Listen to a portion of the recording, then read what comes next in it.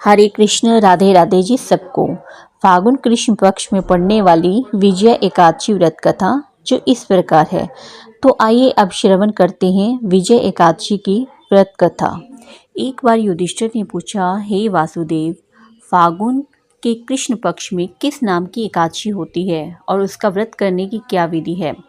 कृपा करके बताइए। भगवान श्री कृष्ण जी बोले, युधिष्ठिर, एक बार नारद जी ने ब्रह्मा जी से फागुन के कृष्ण पक्ष की विजय एकादशी के व्रत से होने वाले पुण्य के बारे में पूछा था तथा ब्रह्मा जी ने इस व्रत के बारे में उन्हें जो कथा और विधि बताई थी उसे सुनो। ब्रह्मा जी ने कहा, नारद जी, यह व्रत बहुत ही प्राचीन, पवित्र और पाप नाशक है। यह एकादशी राजाओं को विजय प्रदान करती है, इसमें तनिक भी संदेह नहीं है। त्रेता युग में मर्यादा पुरुषोत्तम श्री रामचंद्र जी जब लंका पर चढ़ाई करने के लिए समुद्र के किनारे पहुंचे, तब उन्हें समुद्र को पार करने का कोई उपाय नहीं सूझ रहा था। उन्होंने लक्ष्मण जी से पूछा, सुमित्रा नंदन, किस उपाय से इस समुद्र को पार किया जा सकता है? यह अत्यंत अगाध और भयंकर जल जंतुओं से भरा हुआ है। मुझे ऐसा कोई उपाय नहीं दिखाई देता जिससे इसको सुगमता से पार किया जा सके।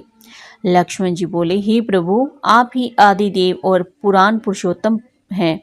आपसे क्या छिपा हुआ है? यहाँ से आधे योजन की दूरी पर कुमारी द्वीप में बकदालभ्य नामक मुनि रहते हैं। आप उन प्राचीन मुनीश्वर के पास जाकर उन्हीं से इसका उपाय पूछिए। श्री रामचंद्र जी महामुनि बकदालभ्य के आश्रम में पहुँचे और उन्होंने मुनि को प्रणाम किया। महर्षि ने प्रसन्न होकर श्री राम जी के आगमन का कारण पूछा। श्री रामचंद्र जी बोले, ब्राह्मण, मैं लंका पर चढ़ाई करने के उद्देश्य से अपनी सेना सहित यहाँ आया हूँ।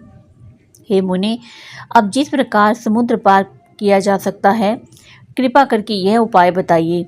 बगदालभ्य मुनि ने कहा, श्री राम जी, फागुन के कृष्ण पक्ष में जो विजय नाम की एकादशी होती है, उसका व्रत करने से आपकी विजय होगी। निश्चय ही आप अपनी वानर सेना के साथ समुद्र को पार कर लेंगे। राजन, अब इस व्रत की फलदायक विधि सुनिए। दशमी के दिन सोने, चांदी, तांबे अथवा मिट्टी का एक कलश स्थापित कर उस कलश को जल में भरकर उसमें पल्लव डाल दें।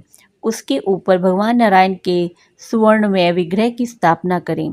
फिर एकादशी के दिन प्रातःकाल स्नान करें, कलश को पुनः स्थापित करें। माला, चंदन, सुपारी तथा नारियल आदि के द्वारा विशेष रूप से उसका पूजन करें। कलश के ऊपर सप्तधान्य और जौ रखें। गंध, धूप, दीप और भांति भांति के नैवेद्य से पूजन करें। कलश के सामने बैठकर उत्तम तथा वार्ता आदि के द्वारा सारा दिन व्यतीत करें और रात में भी वहाँ जागरण करें।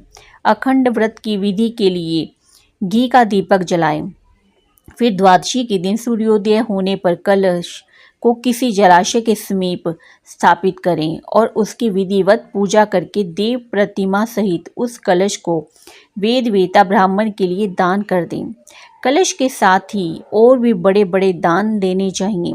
श्री राम जी, आप अपने सेनापतियों के साथ इसी विधि से प्रयत्नपूर्वक विजया एकादशी का व्रत कीजिए, इससे आपकी विजय होगी। ब्रह्मा जी कहते हैं, नारद, यह सुनकर श्री रामचंद्र जी ने मुनि की कथा अनुसार उस समय विजय एकादशी का व्रत किया। उस व्रत के करने से श्री रामचंद्र जी विजय हुए। उन्होंने संग्राम में रावण को मारा, लंका पर विजय पाई और सीता को प्राप्त किया।